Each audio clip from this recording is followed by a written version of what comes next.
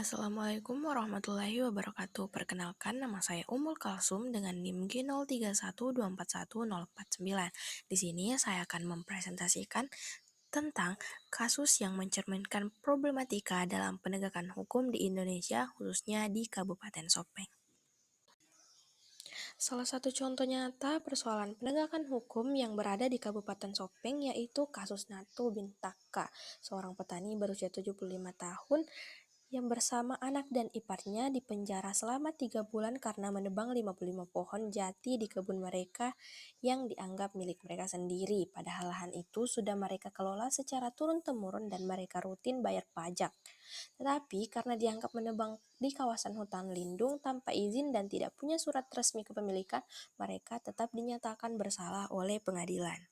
Natu Bintaka, 75 tahun bersama anak dan iparnya di Kabupaten Sopeng, Sulawesi Selatan, divonis 3 bulan kurungan penjara.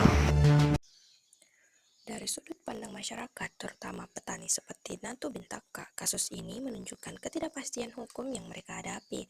Meski telah mengelola lahan secara turun-temurun dan membayar pajak, Natu tetap dianggap melanggar hukum karena batas hutan lindung yang tidak jelas dan minim sosialisasi. Bagi mereka, hukum seharusnya mempertimbangkan kondisi sosial dan sejarah pengelolaan lahan, bukan hanya dokumen legal. Kasus ini juga menimbulkan rasa takut di kalangan petani lain dan bisa menghambat kesejahteraan mereka karena khawatir diskriminalisasi. Sebagai masyarakat, tentunya kita memiliki harapan terhadap penegakan hukum yang lebih adil dan transparan. Di antaranya, yang pertama adalah kejelasan regulasi. Pemerintah diperlukan pemetaan lahan yang jelas dan sosialisasi sebelum tindakan hukum dilakukan. Yang kedua, pemetaan restoratif.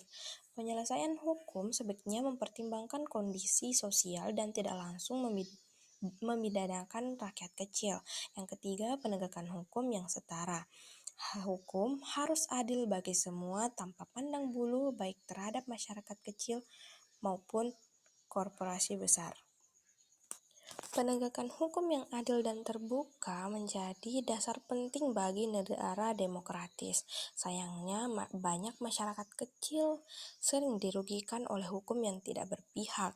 Karena itu, dibutuhkan kerjasama antara aparat dan rakyat untuk membangun sistem hukum yang jujur, adil, dan bebas dari kepentingan pribadi.